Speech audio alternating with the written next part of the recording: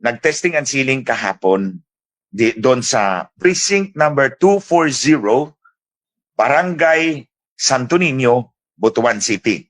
Okay. Ang test ballot na binigay kay John Lee is test ballot number 9. Kasi sabi ko nga, 10 sila. 10 yan. 10 test ballots yan. So, test ballot number 9, ang sinid niya ay si Ching Plaza for mayor. 8 lang ang konsihal ni, 8 or 9. Siyempre, poll watcher siya. Both straight siya sa grupo ni Ching Plaza. Diba? Yes, yes. Both straight siya.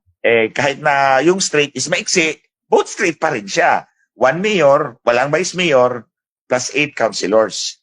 Nang lumabas yung resibo, kinumpara niya. Sakto naman. Tama naman yung resibo doon sa balota. Ang problem, at dito natin matutukoy kung saan talaga ang daya nila. Nung tiningnan nila yung election return, hinanap yung ballot number 9. Ang lumabas doon sa election return sa screen ay si Lau Forton, ang kalaban plus 12 councilors. Oh my God. So yan